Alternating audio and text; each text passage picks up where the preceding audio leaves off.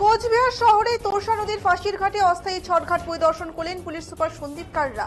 রবিবার অন্যান্য পুলিশ আধিকারিকদের সাথে নিয়ে এই ছটঘাট পরিদর্শন করেন তিনি। উল্লেখ্য, প্রতি বছর কোচবিহার শহরের 18 নং ওয়ার্ডের ফাঁসির ঘাটে ছট পুজো করা হয়। প্রতি বছরের মতো এবছরও এই ফাঁসির ঘাটে ছট পুজো করার আয়োজন করা হয়েছে, যার কাজ চলছে জোর কদমে। সেই ফাঁসির ঘাটের ছটঘাট পরিদর্শনে আসলেন নতুন পুলিশ সুপার সন্দীপ কাররা।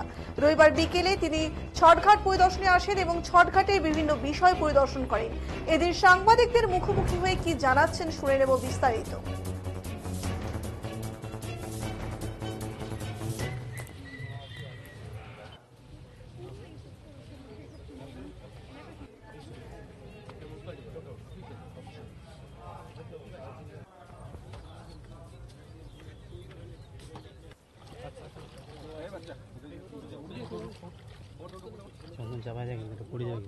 বড়ই এই তোরসা নদীতেই পুজো হয়, কি বলবেন?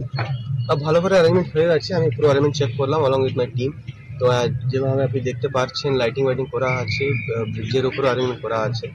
আমার ডিএমজি টিমও কালকে থাকবে তাতে লোকজনকে কোনো অসুবিধা না হোক। আর ট্রাফিকও আমি প্ল্যান করছি কি গাড়ি না আটকায় আর লোক স্মুথলি এখানে পার।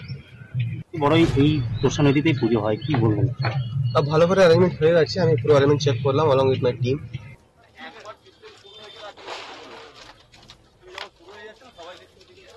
এই মুহূর্তে আমাদের সঙ্গে রয়েছে আমাদের প্রতিনিধি বিপুল, আমরা শুনে নেব তার কাছে বিস্তারিত। বিপুল, কি জানা যাচ্ছে যে সেখানে যে পুলিশ সুপার আজকে পৌঁছে গেল, ছটঘাট পরিদর্শন করলেন, করে তিনি কি জানাচ্ছেন? হ্যাঁ, একদমই। দেখো গার্গী, তোমাকে জানিয়ে রাখবো আগামীকাল বিকেল এবং পরশুদিন সকালে কিন্তু ছটঘাট রয়েছে।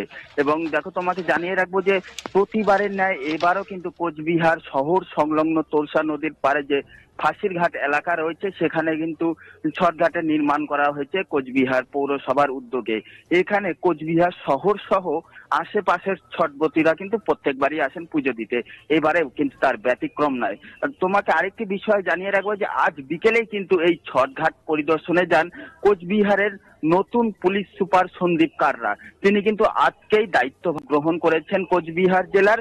এরপরে কিন্তু এদিন বিকেলে তিনি ছটঘাট পরিদর্শনে যান এবং এরপরে কিন্তু সাংবাদিক মুখোমুখি হয়ে তিনি জানান যে আজকে তিনি দায়িত্বভার গ্রহণ করার পাশাপাশি ছটঘাট পরিদর্শনে এসেছেন এবং সেখানে নিরাপত্তা ব্যবস্থা সম্পূর্ণ খতিয়ে দেখার পর তিনি কিন্তু জানান যে সম্পূর্ণ নিরাপত্তা ব্যবস্থা সঠিক রয়েছে, পাশাপাশি ট্রাফিক নিয়ন্ত্রণ ব্যবস্থাটাও তিনি খতিয়ে দেখছেন।